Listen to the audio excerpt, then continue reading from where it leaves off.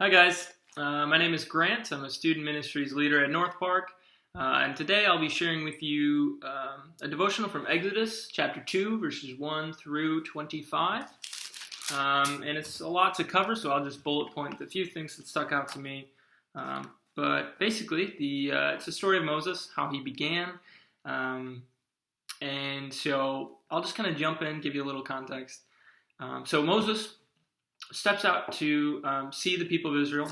Now again, he was raised as an Egyptian, as Pharaoh's daughter, obviously adopted, and he sees an Egyptian beating a Hebrew. And he goes to confront them, and doing so, he kills the Egyptian. Now before he did this, he looked both ways. You can read it in the text. And he looked both ways to see if anyone would notice, and then he kills the man, and then buries him in the sand.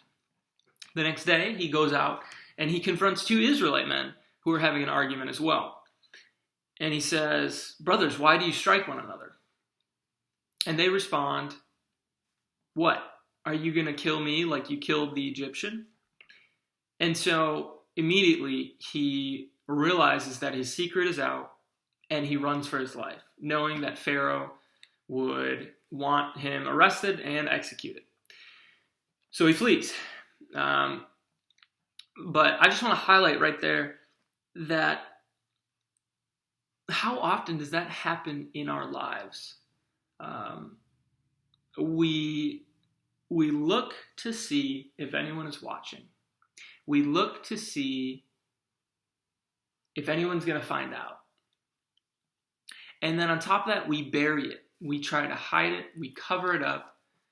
And we go about our day the next day thinking, oh, it'll be just fine.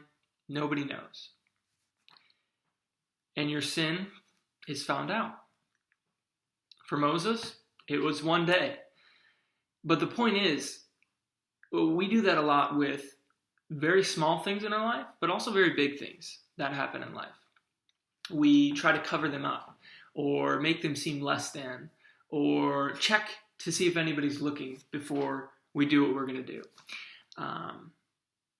And I think it's just a very simple and practical application of ask yourself, is there anything in your life that you are checking and looking both ways to see if anybody will notice?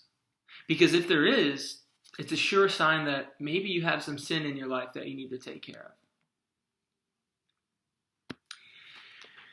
Secondly, in kind of more big picture, I want to address just the last two verses of Exodus chapter 2. It says, and God heard their groaning, and this is the people of Israel in slavery. And God heard their groaning, and God remembered his covenant with Abraham, with Isaac, and with Jacob. God saw the people of Israel, and God knew.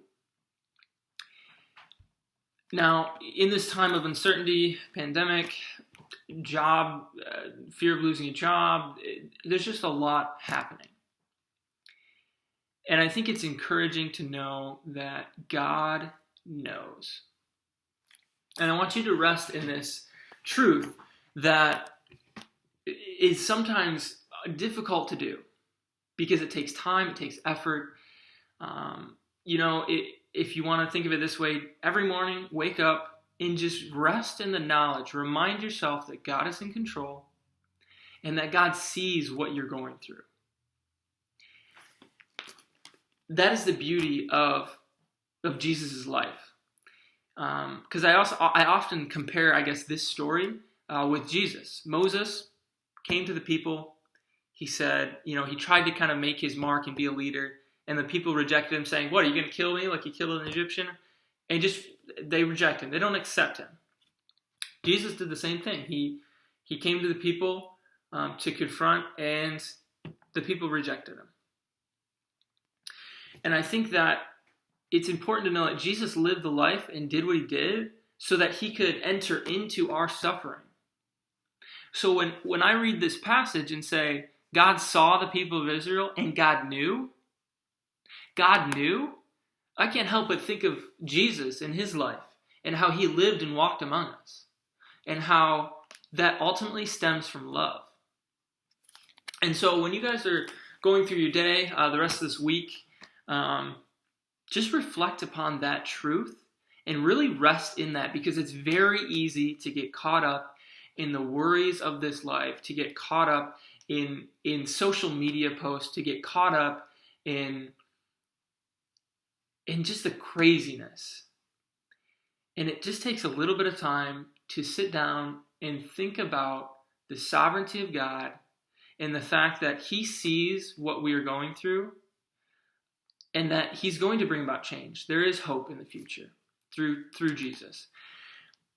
But it's also going to be in His timing. It's going to be in His timing. And that can be a hard pill to swallow for a lot of us. But I want to encourage you guys that, one, to examine your life. Check out, are you looking to the left, to the right? Are you trying to hide something that shouldn't be hidden?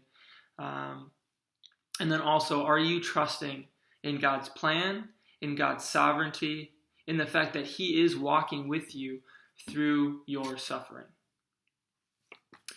So I hope that's an encouragement for you. Have a great rest of your week. Thanks for listening, guys.